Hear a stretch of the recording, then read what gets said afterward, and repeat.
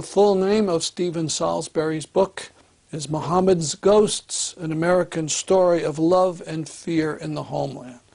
Salisbury is the senior cultural writer for the Philadelphia Inquirer. He's covered numerous stories ranging from the Pennsylvania prison system to unrest in Ireland. He was a finalist in 1995 for the Pulitzer Prize. He speaks about the shocking mistreatment of Muhammad Ghorab. I want to talk a little bit about actually the subject of this book, Muhammad's Ghosts, because it's, I think, a very typical story that tells us a lot about what's happened in this country in the last 10 years. In May of 2004, on the morning of, I think it was May 27th, it was a bright morning in Philadelphia, and Muhammad Ghorab, who was the imam of a small but quite vibrant mosque in a working class, non-Muslim, non-Arab, non-Middle Eastern, non-South Asian neighborhood called the Ansar Allah Islamic Society, got into his car with his wife, Miriam Moomin, who was an American citizen, a Moroccan-born American citizen.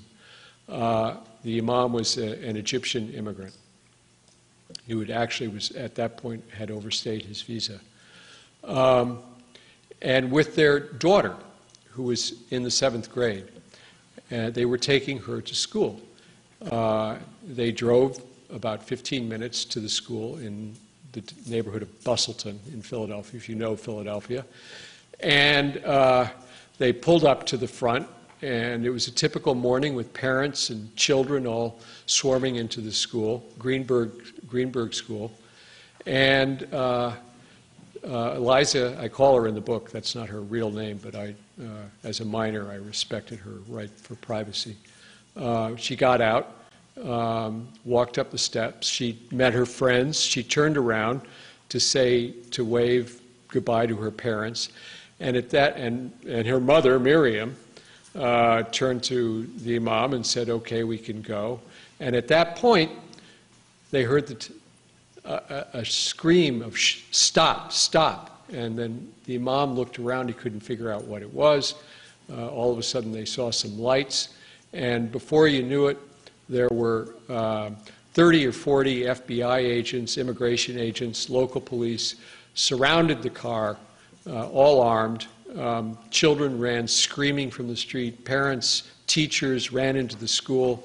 It was chaos. They pulled the imam out of the car, hustled him off into another car where he was pushed in the back seat and driven, directly to York County Prison, which is about 3 hours southwest of Philadelphia. He was never to return home again. Over a year later, he was deported.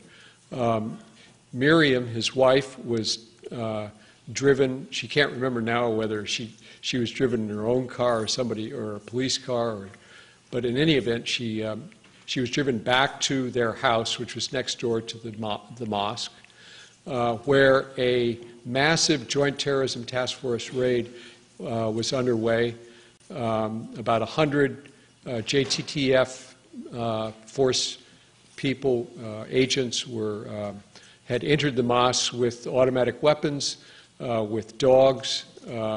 They searched everywhere. They carted off computers. You can imagine every paper, tapes of the imam's sermons.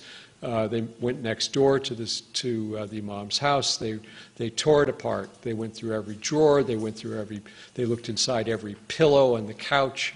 They tore up the beds. They ripped out the closets and did the same. They took papers, bills, everything that anybody would have that was actually movable.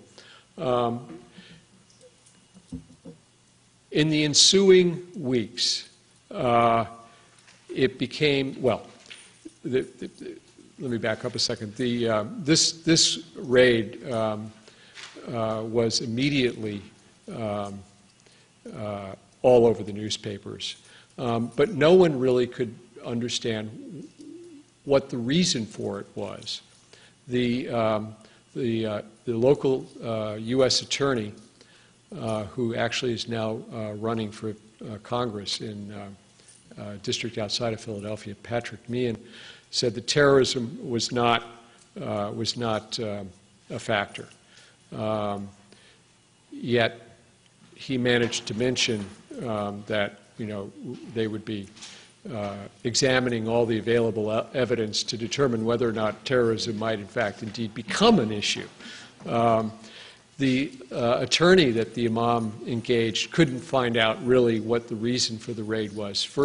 At first, he learned that the agents were using a warrant that was issued to the Internal Revenue Service that was looking for financial information, apparently related to some very vague tax fraud investigation.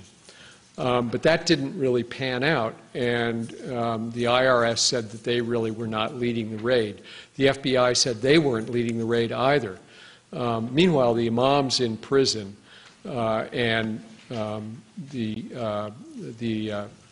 mosque has been effectively destroyed, and it would take a long time to totally destroy it, but this began a long slide. While the FBI and the U.S. Attorney's Office were saying that it was not terrorism was not a factor, they were in fact filing documents with the Immigration Court saying something quite different. They were saying that they were investigating a terror training room that the imam had set up in the mosque. They were investigating the storage of AK-47 assault rifles in the mosque. And while the agents were in fact going through all of this material, Miriam Moomin, the imam's wife, was right there, and they kept asking her, "Where's the terror room? Where do you keep the guns? What do you do with all the money?" And she would say, "What do you mean all the money? There is no terror room. There are no guns. There is no money. There are only debts. This is a house of worship." And as she told me later, she said, oh, they wanted to know whether or not she was really Miriam Moomin. Wasn't she, in fact, Afia Siddiqui, who was a Pakistani neuroscientist who had been wanted by the FBI? Was subsequently arrested several years later in Afghanistan, actually. And she said, "No, I'm Miriam Moomin." And it went on like this, around and around and around, and she finally said, "This is an outrage. I'm a Muslim. Since when is being Muslim a crime?" That had absolutely no effect on the agents at all who proceeded about their business, although they did not arrest her. In the subsequent months, it became very obvious to the people who were in the congregation of the Ansar Islamic Society that there were informers throughout the congregation. Immigration authorities had an unerring ability to find anyone who had even the smallest hint of an immigration problem. And rumors that people knew were rumors were coming back from immigration authorities who were then interrogating congregants about the truth of the rumors. And the only way the rumors would get to the immigration or the FBI, for that matter, was through informants. The young man who took over leading prayers for Ansarallah found himself subsequently arrested as a result of his failure to register at Temple University. He was a Palestinian immigrant who was in this country on a student visa, and I think, pretty much found himself, ran afoul of the database that Homeland Security had set up, the Student Exchange and Exchange Visitors System database, which keeps a track of, at this point, probably 6 million different foreign visitors and students in America. They arrested him. He was taken again also to York County Prison, where the imam had been taken. An Algerian immigrant was confronted by immigration agents because he was providing a home for his brother, who had entered the country illegally. This Algerian, who was a congregant of Ansar Allah, also found himself arrested after he refused to become an informant for the FBI. They said, well, you know, you can help us by going back and reporting what's going on and going to these other mosques and reporting what's going on. And he said, I'm not going to do that. And they said, okay, well, we can file charges because, you know, you were harboring your brother who was in this country illegally. And Nassim said, okay, go ahead. And so they did. And he was arrested. All these people were jailed without bail, ultimately, and deported, every single one of them. Over the course of the next year, probably a dozen people were deported from this mosque. And as a result of this, the people who had made this such a lively place found themselves terrified to be associated in any way with it. And so they began falling away, and the congregation began dwindling. As the congregation dwindled, the ability of the mosque to meet its basic expenses became more and more problematic. And so after about a year, the landlord evicted the mosque from its building, evicted Miriam and her children from the house next door. It was a package deal. She'd been desperately trying to hold this congregation together for the course of the year, and it had trouble, a lot of trouble. For one thing, she was a woman, and that caused problems with some people, some of the attendees at the mosque. She had a very volatile personality and argued with some other people.